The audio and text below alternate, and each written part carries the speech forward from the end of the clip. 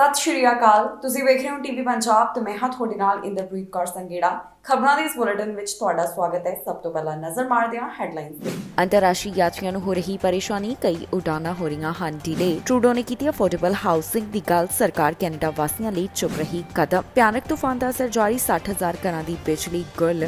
Canada ਦੇ 3 ਸ਼ਹਿਰਾਂ ਦੀ ਵਿਸ਼ਵ ਵਿੱਚ ਚਰਚਾ, ਵਰਕ ਲਾਈਫ ਬੈਲੈਂਸ ਦੇ ਆਧਾਰ ਤੇ ਮਿਲੀ ਰੈਂਕਿੰਗ। ਕਈ ਅੰਤਰਰਾਸ਼ਟਰੀ ਯਾਤਰੀਆਂ ਨੂੰ ਪਰੇਸ਼ਾਨੀ ਦਾ ਸਾਹਮਣਾ ਕਰਨਾ ਪੈ ਰਿਹਾ ਹੈ, ਜਿਨ੍ਹਾਂ ਦੀਆਂ ਫਲਾਈਟਸ ਡੀਲੇ ਹੋ ਰਹੀਆਂ ਨੇ। ਇਸ ਪਿੱਛੇ 에ਅਰਲਾਈਨ ਜਾਣਕਾਰੀ ਦੇ ਰਹੀਆਂ ਹਨ ਕਿ ਸਟਾਫ ਦੀ ਕਮੀ ਅਜੇ ਵੀ ਹੈ, ਜਿਸ ਕਾਰਨ ਹੁਣ ਯਾਤਰੀਆਂ ਨੂੰ ਇੰਤਜ਼ਾਰ ਕਰਨਾ ਪੈ ਰਿਹਾ ਹੈ। ਕਈ ਅੰਤਰਰਾਸ਼ਟਰੀ ਉਡਾਨਾਂ ਡੀਲੇ ਹੋਣ ਬਾਰੇ ਜਾਣਕਾਰੀ ਸਾਹਮਣੇ ਆ ਰਹੀ ਹੈ, ਜਿਸ ਤੋਂ ਬਾਅਦ ਯਾਤਰੀ ਵੀ ਆਪਣੀ ਪਰੇਸ਼ਾਨੀ ਦੱਸ ਰਹੇ ਨੇ। ਇਹ ਮਾਮਲਾ ਟੋਰਾਂਟੋ ਪੀਅਰਸਨ 에ਅਰਪੋਰਟ ਨਾਲ ਜੁੜਿਆ ਹੋਇਆ ਹੈ, ਜਿੱਥੇ ਵੱਡੀ ਗਿਣਤੀ ਵਿੱਚ ਅੰਤਰਰਾਸ਼ਟਰੀ ਉਡਾਨਾਂ ਡੀਲੇ ਹੋਈਆਂ। ਦੱਸਿਆ ਜਾ ਰਿਹਾ ਹੈ ਕਿ ਅਪ੍ਰੈਲ 2019 ਦੇ ਮੁਕਾਬਲੇ ਅੰਤਰਰਾਸ਼ਟਰੀ ਯਾਤਰਾ ਡੀਲੇ ਹੋਣ ਦਾ ਅੰਕੜਾ 275 ਹੈ। ਇਸ ਬਾਰੇ ਗ੍ਰੇਟਰ ਟੋਰਾਂਟੋ 에ਅਰਪੋਰਟ ਅਥਾਰਟੀ ਵੱਲੋਂ ਵੀ ਜਾਣਕਾਰੀ ਸਾਂਝੀ ਕੀਤੀ ਗਈ ਹੈ। 에ਅਰਪੋਰਟ ਅਥਾਰਟੀ ਦਾ ਕਹਿਣਾ ਹੈ ਕਿ ਜਿਹੜੀਆਂ ਉਡਾਨਾਂ ਡੀਲੇ ਹੋ ਰਹੀਆਂ ਨੇ, ਉਸ ਦੇ ਪਿੱਛੇ ਕਾਰਨ ਹੈ ਸਟਾਫ ਦੀ ਕਮੀ। ਸਿਕਿਉਰਿਟੀ ਅਤੇ ਕਸਟਮ ਚੈੱਕ ਪੁਆਇੰਟਸ ਦੇ ਉੱਪਰ ਅਜੇ ਵੀ ਸਟਾਫ ਦੀ ਕਮੀ ਹੈ, ਜਿਸ ਕਾਰਨ ਯਾਤਰੀਆਂ ਨੂੰ ਦਿੱਕਤ ਦਾ ਸਾਹਮਣਾ ਕਰਨਾ ਪੈ ਰਿਹਾ ਹੈ। ਯਾਤਰੀਆਂ ਨੂੰ ਲੰਬਾ ਇੰਤਜ਼ਾਰ ਕਰਨਾ ਪੈ ਰਿਹਾ ਹੈ। ਪਹਿਲਾਂ ਕਰੋਨਾ ਪੈਂਡੈਮਿਕ ਦੇ ਕਾਰਨ ਕਾਫੀ ਦੇਰ ਤੱਕ 에ਅਰਪੋਰਟ ਬੰਦ ਰਹੇ, ਪਰ ਬਾਅਦ ਦੇ ਵਿੱਚ ਜਦੋਂ ਇਹਨਾਂ ਨੂੰ ਮੁੜ ਤੋਂ ਖੋਲ੍ਹਿਆ ਗਿਆ ਤਾਂ ਫਿਰ ਯਾਤਰਾ ਕਰਨ ਵਾਲੇ ਯਾਤਰੀਆਂ ਦੀ ਵੀ ਗਿਣਤੀ ਵੱਧ ਹੋਈ। ਸਟਾਫ ਦੀ ਕਮੀ ਦੇ ਕਾਰਨ ਇਹਨਾਂ ਯਾਤਰੀਆਂ ਨੂੰ ਹੁਣ ਜ਼ਿਆਦਾ ਸਮੇਂ ਦਾ ਇੰਤਜ਼ਾਰ ਕਰਨਾ ਪੈ ਰਿਹਾ ਹੈ। ਅਥਾਰਟੀਜ਼ ਦਾ ਕਹਿਣਾ ਹੈ ਕਿ ਅਸੀਂ ਲਗਾਤਾਰ ਸਰਕਾਰ ਨੂੰ ਇਸ ਸੰਬੰਧੀ ਅਪੀਲ ਕਰ ਰਹੇ ਹਾਂ ਕਿ ਸਮਰ ਸੀਜ਼ਨ ਨੂੰ ਧਿਆਨ ਵਿੱਚ ਰੱਖਦਿਆਂ ਕੁਝ ਲੋੜੀਂਦੇ ਕਦਮ ਚੁੱਕੇ ਜਾਣ, ਕਿਉਂਕਿ ਅੰਤਰਰਾਸ਼ਟਰੀ ਯਾਤਰੀਆਂ ਦੀ ਗਿਣਤੀ ਵਿੱਚ ਪਹਿਲਾਂ ਦੇ ਮੁਕਾਬਲੇ ਵਾਧਾ ਦੱਸਿਆ ਜਾ ਰਿਹਾ ਹੈ। ਇਹਨਾਂ ਅੰਤਰਰਾਸ਼ਟਰੀ ਯਾਤਰੀਆਂ ਦੀ ਗਿਣਤੀ 50% ਨਾਲ ਵੱਧ ਹੋਈ ਹੈ ਤੇ ਜੇਕਰ ਸਰਕਾਰ ਕੁਝ ਲੋੜੀਂਦਾ ਕਦਮ ਚੁੱਕਦੀ ਹੈ ਤਾਂ ਫਿਰ ਇਸ ਪਰੇਸ਼ਾਨੀ ਦਾ ਹੱਲ ਕੱਢਿਆ ਜਾ ਸਕਦਾ ਹੈ। ਇਸ ਦੇ ਨਾਲ ਹੀ ਦੱਸ ਦਈਏ ਕਿ 에ਅਰਪੋਰਟ ਵੱਲੋਂ ਲਗਾਤਾਰ ਯਾਤਰੀਆਂ ਨੂੰ ਕਿਹਾ ਜਾ ਰਿਹਾ ਹੈ ਕਿ ਉਹ ਆਪਣੀ ਯਾਤਰਾ ਦੇ ਕੁਝ ਸਮੇਂ ਪਹਿਲਾਂ ਹੀ 에ਅਰਪੋਰਟ ਪਹੁੰਚਣ, ਤਾਂ ਕਿ ਉਹਨਾਂ ਨੂੰ ਪਰੇਸ਼ਾਨੀ ਜਾਂ ਫਿਰ ਡੀਲੇ ਦਾ ਸਾਹਮਣਾ ਨਾ ਕਰਨਾ ਪਵੇ। ਜ਼ਿਕਰਯੋਗ ਹੈ ਕਿ ਕੈਨੇਡਾ ਸਰਕਾਰ ਵੱਲੋਂ ਯਾਤਰਾ ਸੰਬੰਧੀ ਜਿਹੜੀਆਂ ਪਾਬੰਦੀਆਂ ਲਗਾਈਆਂ ਗਈਆਂ ਸਨ, ਉਹਨਾਂ ਵਿੱਚ ਰਾਹਤ ਦਿੱਤੀ। ਕੈਨੇਡਾ ਸਰਕਾਰ ਤੋਂ ਇਲਾਵਾ ਹੁਣ ਬਾਕੀ तमाम ਦੇਸ਼ ਵੀ ਯਾਤਰਾ ਪਾਬੰਦੀਆਂ ਨੂੰ ਖਤਮ ਕਰ ਚੁੱਕੇ ਨੇ। ਇਸ ਤੋਂ ਬਾਅਦ ਹੁਣ ਨਜ਼ਰ ਆ ਰਿਹਾ ਹੈ ਕਿ ਯਾਤਰੀ ਕਾਫੀ ਉਤਸ਼ਾਹਿਤ ਹੋ ਕੇ ਯਾਤਰਾ ਕਰਨਾ ਚਾਹੁੰਦੇ ਨੇ। 에ਅਰਪੋਰਟ ਦੇ ਉੱਪਰ ਯਾਤਰੀਆਂ ਦੀ ਆਮਦ ਵੀ ਜ਼ਿਆਦਾ ਦੇਖੀ ਜਾ ਰਹੀ ਹੈ, ਜਿਸ ਤੋਂ ਬਾਅਦ ਹੁਣ ਸਟਾਫ ਦੀ ਕਮੀ ਹੋਣ ਦੇ ਕਾਰਨ ਇਹਨਾਂ ਯਾਤਰੀਆਂ ਨੂੰ ਵੀ ਪਰੇਸ਼ਾਨੀ ਹੋ ਰਹੀ ਹੈ, ਜਿਨ੍ਹਾਂ ਨੂੰ ਚੈੱਕ ਪੁਆਇੰਟਸ ਤੇ ਵੀ ਇੰਤਜ਼ਾਰ ਕਰਨਾ ਪੈ ਰਿਹਾ ਹੈ। ਇਸੇ ਸੰਬੰਧੀ ਤਾਜ਼ਾ ਜਾਣਕਾਰੀ ਸਾਹਮਣੇ ਆਈ, ਜਿੱਥੇ ਦੱਸਿਆ ਗਿਆ ਕਿ ਕਈ ਅੰਤਰਰਾਸ਼ਟਰੀ ਉਡਾਨਾਂ ਡੀਲੇ ਹੋ ਰਹੀਆਂ ਨੇ। ਪ੍ਰਧਾਨ ਮੰਤਰੀ ਜਸਟਿਨ ਟਰੂਡੋ ਵੱਲੋਂ ਅਫੋਰਡੇਬਲ ਹਾਊਸਿੰਗ ਦੀ ਗੱਲ ਕੀਤੀ ਗਈ ਹੈ। ਉਹਨਾਂ ਨੇ ਇਸ ਸੰਬੰਧੀ ਸੋਸ਼ਲ ਮੀਡੀਆ ਤੇ ਇੱਕ ਵੀਡੀਓ ਸਾਂਝੀ ਕੀਤੀ ਹੈ, ਜਿੱਥੇ ਉਹਨਾਂ ਦੱਸਿਆ ਕਿ ਕੈਨੇਡਾ ਸਰਕਾਰ ਵੱਲੋਂ ਕਿਸ ਤਰ੍ਹਾਂ ਦੇ ਕਦਮ ਚੁੱਕੇ ਜਾ ਰਹੇ ਨੇ ਤਾਂ ਕਿ ਕੈਨੇਡਾ ਵਾਸਤੇ ਜਾਂ ਫਿਰ ਕੈਨੇਡੀਅਨਸ ਵਾਸਤੇ ਹਾਊਸਿੰਗ ਨੂੰ ਅਫੋਰਡੇਬਲ ਕੀਤਾ ਜਾ ਸਕੇ। ਪ੍ਰਧਾਨ ਮੰਤਰੀ ਜਸਟਿਨ ਟਰੂਡੋ ਵੱਲੋਂ ਅਫੋਰਡੇਬਲ ਹਾਊਸਿੰਗ ਦੀ ਗੱਲ ਕੀਤੀ ਗਈ ਹੈ। ਪ੍ਰਧਾਨ ਮੰਤਰੀ ਨੇ ਕਿਹਾ ਕਿ ਆਮ ਲੋਕਾਂ ਵਾਸਤੇ ਘਰਾਂ ਨੂੰ ਅਫੋਰਡੇਬਲ ਬਣਾਉਣ ਸੰਬੰਧੀ ਸਰਕਾਰ ਵੱਲੋਂ ਕਈ ਤਰ੍ਹਾਂ ਦੇ ਕਦਮ ਚੁੱਕੇ ਜਾ ਰਹੇ ਨੇ। ਪ੍ਰਧਾਨ ਮੰਤਰੀ ਦੇ ਦੱਸਣ ਮੁਤਾਬਕ ਅਜਿਹਾ ਕੈਨੇਡਾ ਦੇ ਵੱਖ-ਵੱਖ ਹਿੱਸਿਆਂ ਵਿੱਚ ਕੀਤਾ ਜਾ ਰਿਹਾ ਹੈ। ਹੁਣ ਇਸ ਬਾਰੇ ਪ੍ਰਧਾਨ ਮੰਤਰੀ ਕੀ ਕਹਿੰਦੇ ਨੇ, ਆਓ ਤੁਹਾਨੂੰ ਸੁਣਾਉਂਦੇ ਹਾਂ। We've got a real and serious plan to make housing more affordable. We're helping people save, we're cracking down on speculation, and we're increasing housing supply. Canada ਦੇ 2 ਸੂਬਿਆਂ ਵਿੱਚ ਭਿਆਨਕ ਤੂਫਾਨ ਆਇਆ, ਜਿਸ ਦਾ ਅਸਰ ਅਜੇ ਵੀ ਨਜ਼ਰ ਆ ਰਿਹਾ ਹੈ। 60,000 ਤੋਂ ਵੱਧ ਘਰ ਇਸ ਸਮੇਂ ਅਜਿਹੇ ਨੇ ਜਿਨ੍ਹਾਂ ਨੂੰ ਬਿਨਾਂ ਬਿਜਲੀ ਦੇ ਰਹਿਣਾ ਪੈ ਰਿਹਾ ਹੈ। ਓਨਟਾਰੀਓ ਤੇ ਕਿਊਬੈਕ ਤੋਂ ਇਸ ਬਾਰੇ ਜਾਣਕਾਰੀ ਸਾਹਮਣੇ ਆ ਰਹੀ ਹੈ। ਕੈਨੇਡਾ ਦੇ 2 ਸੂਬਿਆਂ ਵਿੱਚ ਜੋ ਭਿਆਨਕ ਤੂਫਾਨ ਆਇਆ ਸੀ, ਉਸ ਦਾ ਅਸਰ ਅਜੇ ਵੀ ਦਿਖਾਈ ਦੇ ਰਿਹਾ ਹੈ। ਬਹੁਤ ਸਾਰੇ ਲੋਕ ਬਿਨਾਂ ਬਿਜਲੀ ਦੇ ਰਹਿਣ ਵਾਸਤੇ ਮਜਬੂਰ ਹਨ। ਇਸ ਡੈਡਲੀ ਸਟਾਰਮ ਕਾਰਨ 60,000 ਤੋਂ ਵੱਧ ਅਜੇ ਵੀ ਬਿਨਾਂ ਬਿਜਲੀ ਦੇ ਹਨ। ਇਹ ਜਾਣਕਾਰੀ ਕੈਨੇਡਾ ਦੇ ਈਸਟਰਨ ਹਿੱਸਿਆਂ ਤੋਂ ਸਾਹਮਣੇ ਆ ਰਹੀ ਹੈ। ਓਨਟਾਰੀਓ ਤੇ ਕਿਊਬੈਕ ਦੇ ਹਿੱਸਿਆਂ ਵਿੱਚ ਜੋ ਤੂਫਾਨ ਆਇਆ ਸੀ, ਉਸ ਨੂੰ 1 ਹਫ਼ਤੇ ਦਾ ਸਮਾਂ ਹੋ ਚੁੱਕਿਆ, ਪਰ ਇਹਨਾਂ ਦੋਹਾਂ ਸੂਬਿਆਂ ਵਿੱਚ ਅਜੇ ਵੀ 60,000 ਘਰ ਅਜਿਹੇ ਨੇ ਜਿਹੜੇ ਬਿਨਾਂ ਬਿਜਲੀ ਦੇ ਹਨ। ਇਸ ਭਿਆਨਕ ਤੂਫਾਨ ਕਾਰਨ 11 ਦੀ ਮੌਤ ਹੋ ਗਈ ਸੀ ਤੇ ਕਈ ਦਰੱਖਤ ਜੜੋਂ ਪੁੱਟੇ ਗਏ। ਇਹਨਾਂ ਦਰੱਖਤਾਂ ਦੇ ਕਾਰਨ ਪਾਵਰ ਲਾਈਨਸ ਪ੍ਰਭਾਵਿਤ ਹੋਈਆਂ ਸਨ, ਜਿਸ ਤੋਂ ਬਾਅਦ ਅਜੇ ਤੱਕ ਬਿਜਲੀ ਵਾਪਸ ਨਹੀਂ ਆ ਸਕੀ। ਓਨਟਾਰੀਓ ਸੂਬੇ ਵਿੱਚ ਹਾਈਡਰੋ 1 ਵੱਲੋਂ ਜਾਣਕਾਰੀ ਸਾਂਝੀ ਕਰਦਿਆਂ ਦੱਸਿਆ ਗਿਆ ਕਿ ਇੱਥੇ 23,000 ਦੇ ਕਰੀਬ ਬਿਨਾਂ ਪਾਵਰ ਦੇ ਹਨ। ਹਾਈਡਰੋ ਆਟਵਾ ਦਾ ਕਹਿਣਾ ਹੈ ਕਿ 19,000 ਦੇ ਕਰੀਬ ਕਲਾਇੰਟਸ ਅਜੇ ਬਿਨਾਂ ਪਾਵਰ ਦੇ ਹਨ। ਹਾਈਡਰੋ ਕਿਊਬਿਕ ਮੁਤਾਬਕ 18,000 ਬਿਨਾਂ ਬਿਜਲੀ ਦੇ ਹਨ। ਇਹਨਾਂ ਵਿੱਚੋਂ ਜ਼ਿਆਦਾਤਰ ਵੈਸਟਰਨ ਕਿਊਬਿਕ ਵਿੱਚ ਦੱਸੇ ਜਾ ਰਹੇ ਨੇ। ਵਰਕ ਲਾਈਫ ਬੈਲੈਂਸ ਬਾਰੇ ਇੱਕ ਲਿਸਟ ਸਾਹਮਣੇ ਆਈ ਜਿਸ ਵਿੱਚ ਕੈਨੇਡਾ ਦੇ 3 ਸ਼ਹਿਰਾਂ ਦਾ ਵੀ ਨਾਮ ਸਾਹਮਣੇ ਆਇਆ। ਇਸ ਤੋਂ ਇਲਾਵਾ ਇੱਕ ਸ਼ਹਿਰ ਦੀ ਰੈਂਕਿੰਗ ਕਾਫੀ ਜ਼ਿਆਦਾ ਘੱਟ ਵੀ ਦੱਸੀ ਜਾ ਰਹੀ ਹੈ। ਇਹ ਲਿਸਟ ਕਈ ਸ਼ਹਿਰਾਂ ਦੀਆਂ ਵੱਖ-ਵੱਖ ਚੀਜ਼ਾਂ ਨੂੰ ਧਿਆਨ ਵਿੱਚ ਰੱਖਦਿਆਂ ਜਾਰੀ ਕੀਤੀ ਗਈ ਹੈ। ਵਿਸ਼ਵ ਦੀਆਂ ਵਧੀਆ ਕੰਮ ਕਰਨ ਵਾਲੀਆਂ ਥਾਵਾਂ ਵਿੱਚ ਕੈਨੇਡਾ ਦੇ 3 ਸ਼ਹਿਰਾਂ ਦਾ ਨਾਮ ਆਇਆ ਹੈ। ਜੀ ਹਾਂ, ਇੱਕ ਤਾਜ਼ਾ ਲਿਸਟ ਸਾਹਮਣੇ ਆਈ ਹੈ ਜਿੱਥੇ ਦੱਸਿਆ ਗਿਆ ਕਿ ਵਿਸ਼ਵ ਵਿੱਚ ਕਿਹੜੀਆਂ ਥਾਵਾਂ ਤੇ ਸਭ ਤੋਂ ਵਧੀਆ ਵਰਕ ਲਾਈਫ ਹੈ। ਹੁਣ ਇਸ ਲਿਸਟ ਵਿੱਚ ਆਟਵਾ, ਵੈਨਕੂਵਰ ਤੇ ਟੋਰਾਂਟੋ ਦਾ ਨਾਮ ਸਾਹਮਣੇ ਆਇਆ। ਇਹਨਾਂ ਸ਼ਹਿਰਾਂ ਦਾ ਨਾਮ ਟੌਪ 20 ਸਿਟੀਜ਼ ਦੇ ਵਿੱਚ ਸ਼ਾਮਿਲ ਹੈ। ਇਹ report 2022 work life balance index ਵੱਲੋਂ ਸਾਂਝੀ ਕੀਤੀ ਗਈ, ਜਿਨ੍ਹਾਂ ਨੇ 51 US ਦੇ ਸ਼ਹਿਰ ਅਤੇ ਵਿਸ਼ਵ ਵਿੱਚੋਂ 49 ਸ਼ਹਿਰਾਂ ਦੇ ਉੱਪਰ ਰਿਸਰਚ ਕਰਦਿਆਂ ਆਪਣਾ ਫੈਸਲਾ ਸੁਣਾਇਆ ਹੈ। ਇਹਨਾਂ ਸ਼ਹਿਰਾਂ ਨੂੰ ਵੱਖ-ਵੱਖ ਚੀਜ਼ਾਂ ਦੇ ਆਧਾਰ ਉੱਪਰ ਜੱਜ ਕੀਤਾ ਗਿਆ ਹੈ। ਸਭ ਤੋਂ ਪਹਿਲਾਂ ਇਸ ਲਿਸਟ ਵਿੱਚ ਨਾਮ ਓਸਲੋ ਦਾ ਆਇਆ, ਜਿਸ ਤੋਂ ਬਾਅਦ ਬਰਨ, ਹੈਲਸਿੰਕੀ ਅਤੇ ਹੋਰ ਕਈ तमाम ਸ਼ਹਿਰਾਂ ਦਾ ਨਾਮ ਸਾਹਮਣੇ ਆਇਆ ਹੈ। ਉਸ ਤੋਂ ਬਾਅਦ ਇਸ ਲਿਸਟ ਵਿੱਚ ਆਟਵਾ ਦੀ ਬਾਕੀ ਸ਼ਹਿਰਾਂ ਦੇ ਮੁਕਾਬਲੇ ਹਾਈਐਸਟ ਰੈਂਕਿੰਗ ਨਜ਼ਰ ਆਈ, ਜਿੱਥੇ 100 ਵਿੱਚੋਂ ਆਟਵਾ ਨੂੰ 95.51 ਪੁਆਇੰਟਸ ਮਿਲੇ ਨੇ। ਇਸ ਤੋਂ ਬਾਅਦ ਨੰਬਰ ਵੈਨਕੂਵਰ ਦਾ ਆਇਆ, ਜੋ ਕਿ ਲਿਸਟ ਵਿੱਚ 16ਵੇਂ ਨੰਬਰ ਤੇ ਹੈ ਤੇ ਇਸ ਵੈਨਕੂਵਰ ਸ਼ਹਿਰ ਦੀ ਰੈਂਕਿੰਗ 92.23 ਹੈ। ਇਸ ਤੋਂ ਅਗਲਾ ਨੰਬਰ ਟੋਰਾਂਟੋ ਦਾ ਸਾਹਮਣੇ ਹੈ, ਜੋ ਕਿ ਲਿਸਟ ਵਿੱਚ 19ਵੇਂ ਨੰਬਰ ਤੇ ਰੈਂਕ ਕੀਤਾ ਗਿਆ ਤੇ ਇਸ ਦੇ ਸਕੋਰ 91.12 ਦੱਸੇ ਗਏ ਨੇ।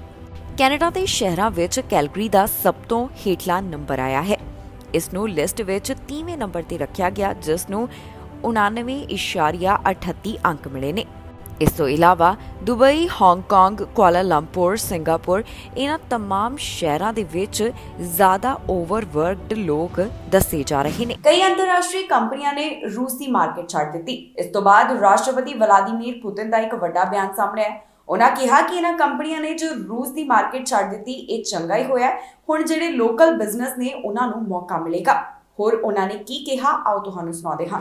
ਅੰਤਰਰਾਸ਼ਟਰੀ ਕੰਪਨੀਆਂ ਦੇ ਰੂਸ ਛੱਡਣ ਤੇ ਰਾਸ਼ਟਰਪਤੀ ਪੁਤਿਨ ਦਾ ਇੱਕ ਵੱਡਾ ਬਿਆਨ ਸਾਹਮਣੇ ਆਇਆ। ਪੁਤਿਨ ਕਹਿੰਦੇ ਨੇ ਕਿ ਬਹੁਤ ਚੰਗਾ ਹੋਇਆ ਕਿ ਇਹ ਕੰਪਨੀਆਂ ਰਸ਼ੀਆ ਛੱਡ ਗਈਆਂ। ਰੂਸ ਦੇ ਰਾਸ਼ਟਰਪਤੀ ਵਲਾਦੀਮੀਰ ਪੁਤਿਨ ਫੋਰਨ ਕੰਪਨੀਆਂ ਦੇ ਰੂਸ ਛੱਡਣ ਤੋਂ ਬਾਅਦ ਕਾਫੀ ਖੁਸ਼ ਨਜ਼ਰ ਆ ਰਹੇ ਨੇ। ਉਹਨਾਂ ਨੇ ਕਿਹਾ ਕਿ ਹੁਣ ਹੋਮ ਗਰੋਨ ਬਿਜ਼ਨੈਸਿਸ ਨੂੰ ਮੌਕਾ ਮਿਲੇਗਾ ਕਿ ਉਹ ਆਪਣੀ ਪਹਿਚਾਣ ਬਣਾ ਸਕਣ। ਪੁਤਿਨ ਵੱਲੋਂ ਯੂਕਰੇਨ ਦੇ ਉੱਪਰ ਕੀਤੇ ਗਏ ਹਮਲੇ ਨੂੰ ਰਸ਼ੀਆ ਦੇ ਇਤਿਹਾਸ ਵਾਸਤੇ ਟਰਨਿੰਗ ਪੁਆਇੰਟ ਦੱਸਿਆ ਗਿਆ। ਦੱਸ ਦਈਏ ਕਿ ਜਦੋਂ ਤੋਂ ਰੂਸ ਵੱਲੋਂ ਯੂਕਰੇਨ ਤੇ ਹਮਲਾ ਕੀਤਾ ਗਿਆ, ਉਦੋਂ ਤੋਂ ਹੀ ਕਈ ਵੱਡੀਆਂ ਅੰਤਰਰਾਸ਼ਟਰੀ ਕੰਪਨੀਆਂ ਵੱਲੋਂ ਰਸ਼ੀਆ ਖਿਲਾਫ ਫੈਸਲਾ ਲਿਆ ਗਿਆ। ਮੈਕਡੋਨਲਡ ਤੋਂ ਲੈ ਕੇ ਸਟਾਰਬਕਸ ਨੇ ਰੂਸ ਦੀ ਮਾਰਕੀਟ ਛੱਡ ਦਿੱਤੀ।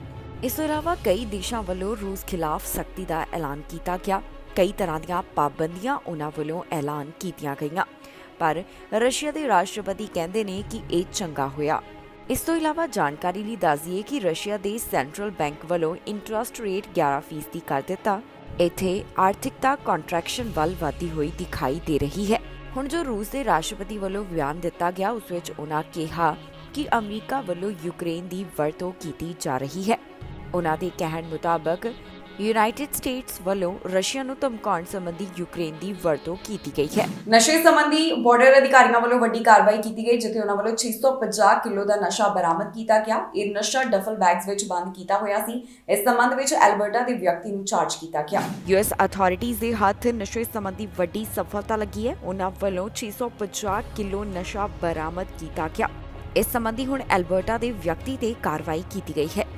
ਇਸ ਨਸ਼ੇ ਦੇ ਮਾਮਲੇ ਸੰਬੰਧੀ ਯੂਐਸ ਅਥਾਰਟੀਜ਼ ਵੱਲੋਂ ਜਾਣਕਾਰੀ ਸਾਂਝੀ ਕੀਤੀ ਗਈ। ਉਹਨਾਂ ਕਿਹਾ ਕਿ ਇੱਕ ਛੋਟੀ ਬੋਟ ਉਹਨਾਂ ਵੱਲੋਂ ਰੁਕਵਾਈ ਗਈ ਸੀ, ਜਿਸ ਵਿੱਚ ਉਹਨਾਂ ਨੂੰ ਵੱਡੀ ਮਾਤਰਾ ਵਿੱਚ ਮੈਥਮਫੈਟਾਮਾਈਨ ਬਰਾਮਦ ਹੋਇਆ। ਇਹ ਕਿਸ਼ਤੀ ਕੈਨੇਡੀਅਨ ਬਾਰਡਰ ਦੇ ਨੇੜੇ ਸੀ, ਜਿਸ ਦੀ ਚੈਕਿੰਗ ਉਹਨਾਂ ਵੱਲੋਂ ਕੀਤੀ ਗਈ। US customs and border protection officers ਨੇ ਕਿਹਾ ਕਿ ਉਹਨਾਂ ਵੱਲੋਂ 5.5 ਮੀਟਰ ਬੇਲਾਈਨਰ ਸਪੀਡ ਬੋਟ ਰੁਕਵਾਈ ਗਈ ਸੀ, ਜੋ ਕਿ ਉਹਨਾਂ ਨੇ ਸੈਂਟ ਜੌਨ ਆਈਲੈਂਡ ਦੇ ਨੇੜੇ ਰੁਕਵਾਈ। ਜਦੋਂ ਜਾਂਚ ਹੋਈ ਤਾਂ ਉਹਨਾਂ ਨੂੰ 1432 ਪਾਉਂਡ ਜਾਣੀ ਕਿ 650 ਕਿਲੋਗ੍ਰਾਮ ਮੈਥਮਫੈਟਾਮਾਈਨ ਬੋਟ ਤੇ ਮਿਲੀ। ਇਹ 28 ਡਫਲ ਬੈਗਸ ਵਿੱਚ ਪੈਕ ਕੀਤੀ ਹੋਈ ਸੀ। ਜਿਸ ਵਿਅਕਤੀ ਤੋਂ ਏਡੀ ਵੱਡੀ ਮਾਤਰਾ ਵਿੱਚ ਨਸ਼ਾ ਬਰਾਮਦ ਹੋਇਆ, ਉਹ ਐਲਬਰਟਾ ਨਾਲ ਸੰਬੰਧਿਤ ਦੱਸਿਆ ਗਿਆ, ਜਿਸ ਦੀ ਪਹਿਚਾਣ ਵੀ ਅਥਾਰਟੀਜ਼ ਵੱਲੋਂ ਜਨਤਕ ਕੀਤੀ ਗਈ। ਇਸ ਵਿਅਕਤੀ ਦਾ ਨਾਮ ਟੈਡ ਕਾਰਲ ਦੇ ਤੌਰ ਉੱਪਰ ਦੱਸਿਆ ਗਿਆ, ਜਿਸ ਨੂੰ ਮੌਕੇ ਤੇ ਗ੍ਰਿਫਤਾਰ ਕੀਤਾ ਗਿਆ। ਹੁਣ ਜਲਦ ਇਸ ਦੀ ਕੋਰਟ ਵਿੱਚ ਪੇਸ਼ੀ ਹੋਣ ਜਾ ਰਹੀ ਹੈ, ਜਿਸ ਨੂੰ US ਡਿਸਟ੍ਰਿਕਟ ਕੋਰਟ ਅੱਗੇ ਪੇਸ਼ ਕੀਤਾ ਜਾਵੇਗਾ। ਹੁਣ ਅਥਾਰਟੀਜ਼ ਵੱਲੋਂ ਇਸ ਮਾਮਲੇ ਦੇ ਸੰਬੰਧ ਵਿੱਚ ਵਧੇਰੇ ਜਾਂਚ ਕੀਤੀ ਜਾ ਰਹੀ ਹੈ, ਜਿਸ ਤੋਂ ਬਾਅਦ ਉਹਨਾਂ ਵੱਲੋਂ ਬਾਕੀ ਦੀ ਜਾਣਕਾਰੀ ਸਾਂਝੀ ਕੀਤੀ ਜਾਵੇਗੀ।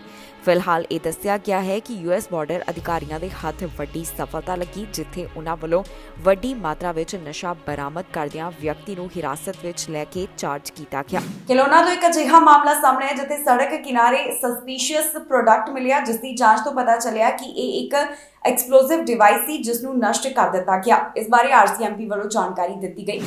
ਮਾਮਲਾ ਕਿਲੋਨਾ ਤੋਂ ਸਾਹਮਣੇ ਆਇਆ, ਜਿੱਥੇ ਸੜਕ ਕਿਨਾਰੇ ਸਸਪੀਸ਼ੀਅਸ ਆਬਜੈਕਟ ਮਿਲਿਆ। ਇਸ ਦੀ ਜਾਣਕਾਰੀ ਵਿੱਚ ਦੱਸਿਆ ਗਿਆ ਕਿ ਇਹ ਧਮਾਕਾ ਖੇਜ਼ ਸਮੱਗਰੀ ਸੀ। ਹੁਣ ਮਾਹਰਾਂ ਵੱਲੋਂ ਇਸ ਨੂੰ ਨਸ਼ਟ ਕਰ ਦਿੱਤਾ ਗਿਆ ਹੈ। ਇਸ ਘਟਨਾ ਦੇ ਬਾਰੇ ਕਿਲੋਨਾ RCMP ਵੱਲੋਂ ਜਾਣਕਾਰੀ ਸਾਂਝੀ ਕੀਤੀ ਗਈ, ਜਿੱਥੇ ਉਹਨਾਂ ਕਿਹਾ ਕਿ ਸੜਕ ਦੇ ਨੇੜੇ ਉਹਨਾਂ ਨੂੰ ਇੱਕ ਸਸਪੀਸ਼ੀਅਸ ਆਬਜੈਕਟ ਮਿਲਿਆ ਜੋ ਕਿ ਐਕਸਪਲੋਸਿਵ ਸੀ। ਪੁਲਿਸ ਵੱਲੋਂ ਇਸ ਵਸਤੂ ਦੀ ਧਮਾਕਾ ਖੇਜ਼ ਸਮੱਗਰੀ ਹੋਣ ਦੇ ਤੌਰ ਤੇ ਪੁਸ਼ਟੀ ਕੀਤੀ। ਪੁਲਿਸ ਨੇ ਜਾਣਕਾਰੀ ਸਾਂਝੀ ਕਰਦਿਆਂ ਕਿਹਾ ਕਿ ਉਹਨਾਂ ਨੂੰ ਸਵੇਰ ਸਮੇਂ ਬਾਰਚਲੀ ਰੋਡ ਦੇ ਕੋਲ ਇੱਕ ਸ਼ੱਕੀ ਵਸਤੂ ਸੰਬੰਧੀ ਜਾਣਕਾਰੀ ਮਿਲੀ ਸੀ। ਜਦੋਂ ਆਫੀਸਰਸ ਮੌਕੇ ਵਾਲੀ ਥਾਂ ਦੇ ਉੱਪਰ ਪਹੁੰਚੇ ਤਾਂ ਉਹਨਾਂ ਨੇ ਐਕਸਪਲੋਸਿਵ ਡਿਸਪੋਜ਼ਲ ਯੂਨਿਟ ਨੂੰ ਵੀ ਬੁਲਾਇਆ। ਪੁਲਿਸ ਵੱਲੋਂ ਇਸ ਮਾਮਲੇ ਸੰਬੰਧੀ ਵਧੇਰੇ ਜਾਣਕਾਰੀ ਸਾਂਝੀ ਕੀਤੀ ਗਈ, ਜਿੱਥੇ ਉਹਨਾਂ ਦੱਸਿਆ ਕਿ ਇਸ ਸਸਪੈਕਟ ਨੂੰ ਹੁਣ ਨਸ਼ਟ ਕਰ ਦਿੱਤਾ ਗਿਆ ਕਿਉਂਕਿ ਇਹ ਐਕਸਪਲੋਸਿਵ ਸੀ।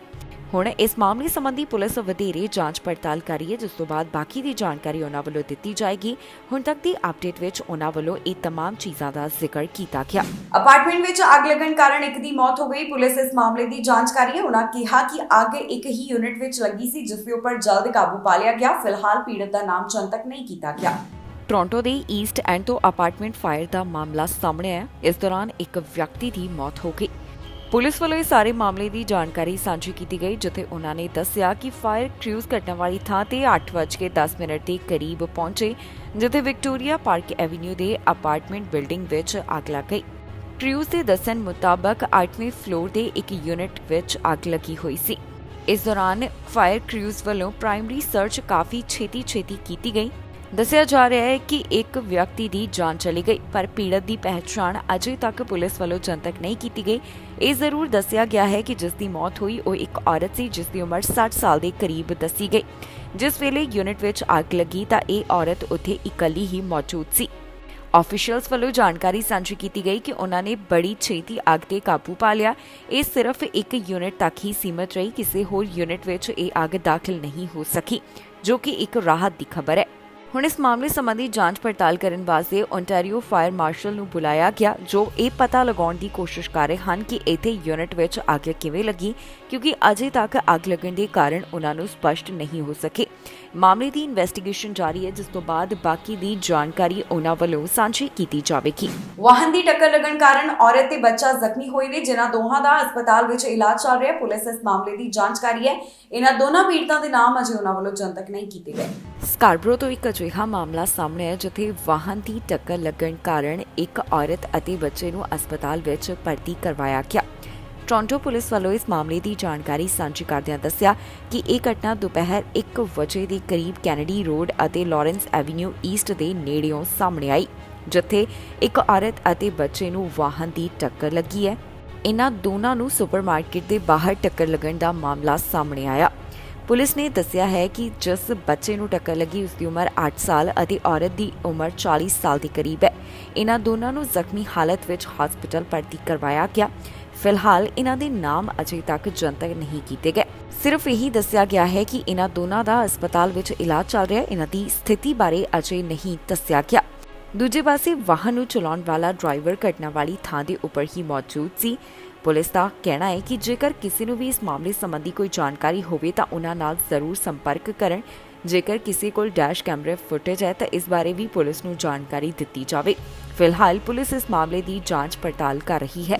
ਟੈਚੀ ਵਿੱਚੋਂ 5 ਸਾਲ ਦੇ ਬੱਚੇ ਦੀ ਲਾਸ਼ ਮਿਲਣ ਦਾ ਮਾਮਲਾ ਸਾਹਮਣੇ ਆਇਆ ਸੀ। ਇਸ ਟੈਚੀ ਦੇ ਉੱਪਰ ਲਾਸ ਵੇਗਸ ਦੀ ਸਿਨਰੀ ਬਣੀ ਹੋਈ ਸੀ।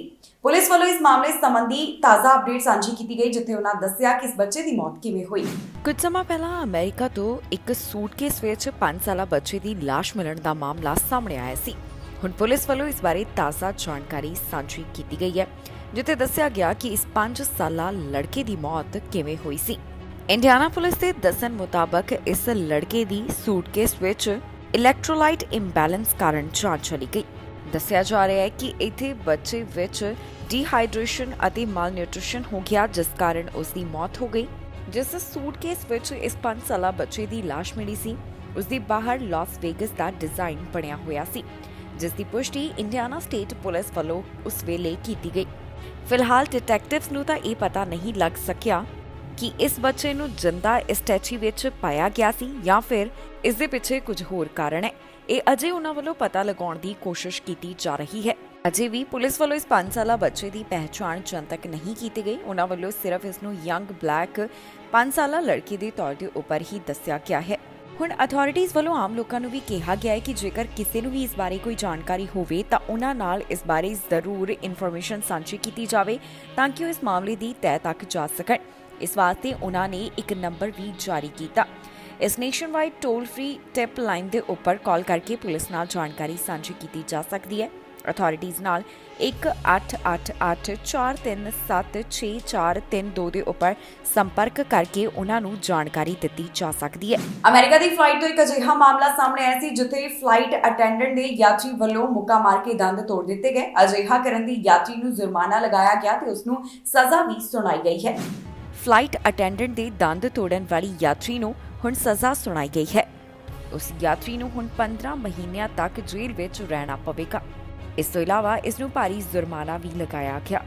ਜੀ ਹਾਂ, ਇਹ ਮਾਮਲਾ ਸਾਹਮਣੇ ਆਇਆ ਸੀ ਜਦੋਂ ਕੈਲੀਫੋਰਨੀਆ ਦੀ ਔਰਤ ਵੱਲੋਂ south West airline flight attendant ਜੋ ਕਿ ਉਸ ਨੂੰ ਮਾਸਕ ਪਾਉਣ ਦੇ ਵਾਸਤੇ ਤੇ ਸੀਲਡ ਬੈਲਟ ਲਗਾਉਣ ਵਾਸਤੇ ਕਹਿ ਰਿਹਾ ਸੀ, ਉਸ ਨੂੰ ਪੰਚ ਕੀਤਾ ਗਿਆ। ਹੁਣ ਅਜਿਹਾ ਕਰਨ ਤੇ ਕੈਲੀਫੋਰਨੀਆ ਦੀ ਇਸ ਔਰਤ ਨੂੰ 15 ਮਹੀਨੇ ਦੀ ਸਜ਼ਾ ਸੁਣਾਈ ਗਈ ਹੈ।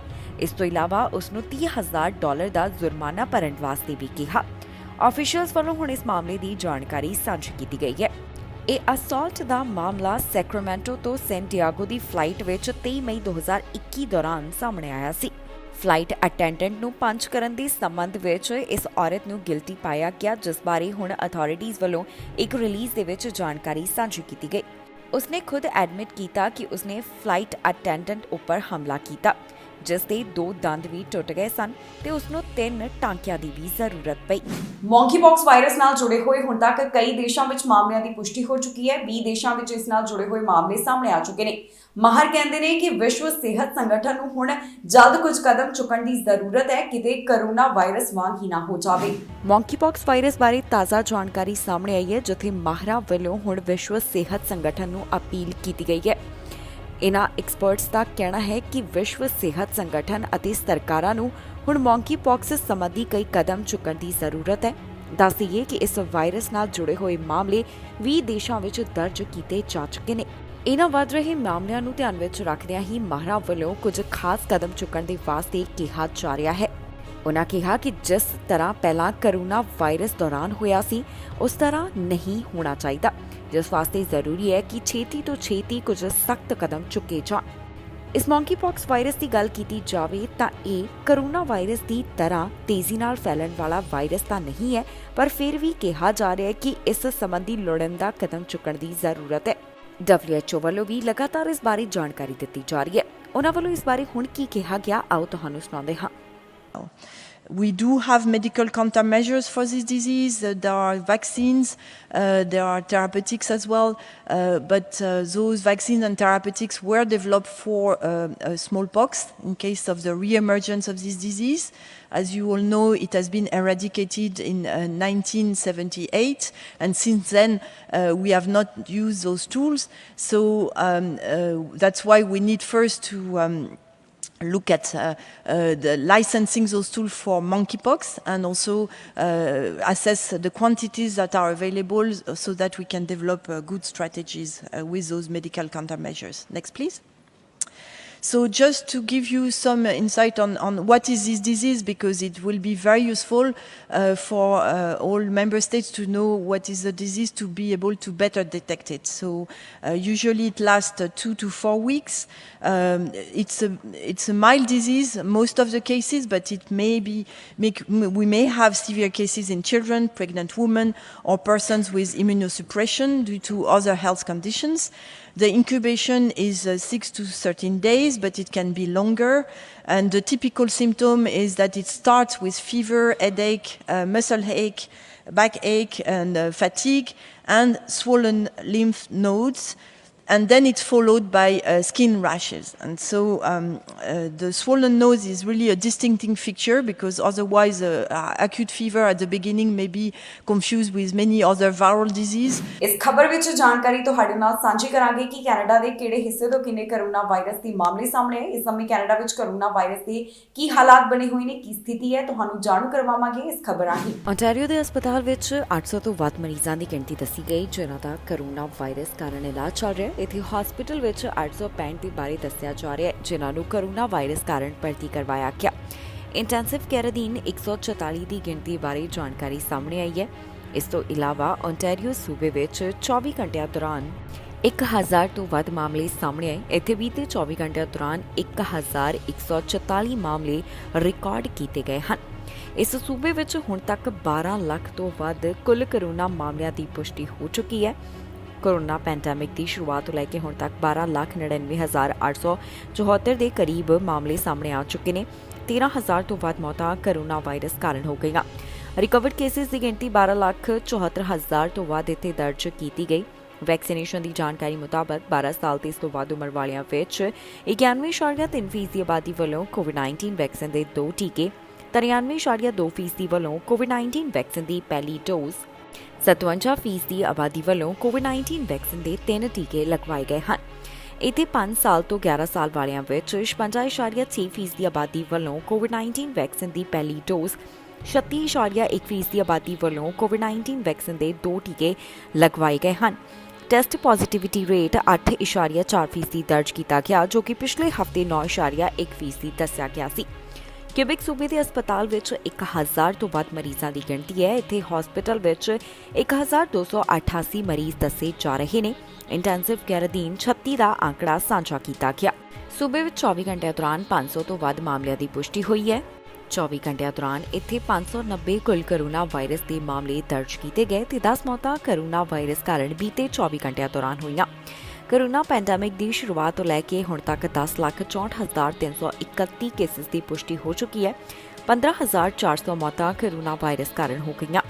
ਵੈਕਸੀਨੇਸ਼ਨ ਦੀ ਜਾਣਕਾਰੀ ਮੁਤਾਬਕ 5 ਸਾਲ ਤੇ ਇਸ ਤੋਂ ਵੱਧ ਉਮਰ ਵਾਲਿਆਂ ਵਿੱਚ 91% ਵੱਲੋਂ ਕੋਵਿਡ-19 ਵੈਕਸੀਨ ਦੀ ਪਹਿਲੀ ਡੋਜ਼, 55% ਵੱਲੋਂ 3 ਟੀਕੇ ਤੇ 14% ਨੇ 4 ਟੀਕੇ ਲਗਵਾ ਲਏ ਹਨ। ਇਸ ਦੇ ਨਾਲ ਹੀ ਜਾਂਦੇ ਇੱਕ ਵਾਰ ਫਿਰ ਤੋਂ ਨਜ਼ਰ ਮਾਰਦੇ ਹਾਂ ਹੈਡਲਾਈਨਸ ਤੇ। ਅੰਤਰਰਾਸ਼ਟਰੀ ਯਾਤਰੀਆਂ ਨੂੰ ਹੋ ਰਹੀ ਪਰੇਸ਼ਾਨੀ, ਕਈ ਉਡਾਨਾਂ ਹੋ ਰਹੀਆਂ ਹਨ ਡੀਲੇ। ਟਰੂਡੋ ਨੇ ਕੀਤੀ ਅਫੋਰਡੇਬਲ ਹਾਊਸਿੰਗ ਦੀ ਗੱਲ, ਸਰਕਾਰ ਕੈਨੇਡਾ ਵਾਸੀਆਂ ਲਈ ਚੁੱਕ ਰਹੀ ਕਦਮ। ਭਿਆਨਕ ਤੂਫਾਨ ਦਾ ਅਸਰ ਜਾਰੀ, 60,000 ਘਰਾਂ ਦੀ ਬਿਜਲੀ ਗੁੱਲ। ਕੈਨੇਡਾ ਦੇ 3 ਸ਼ਹਿਰਾਂ ਦੀ ਵਿਸ਼ਵ ਵਿੱਚ ਚਰਚਾ, ਵਰਕ ਲਾਈਫ ਬੈਲੈਂਸ ਦੇ ਆਧਾਰ ਤੇ ਮਿਲੀ ਰੈਂਕਿੰਗ। ਸੋ ਇਹ ਸਨ ਕੁਝ ਖਬਰਾਂ ਜਿਹੜੀਆਂ ਅੱਜ ਦੇ ਦਿਨ ਕੈਨੇਡਾ ਤੋਂ ਸਾਹਮਣੇ ਆਈਆਂ। ਬਾਕੀ ਖਬਰਾਂ ਲਈ ਤੁਸੀਂ ਬਣੇ ਰਹੋ ਟੀਵੀ ਪੰਜਾਬ ਨਾਲ। ਫਿਲਹਾਲ ਮੈਨੂੰ ਇੰਦਰਪ੍ਰੀਤ ਕੌਰ ਸੰਗੇੜਾ ਨੂੰ ਦਿਓ ਇਜਾਜ਼ਤ।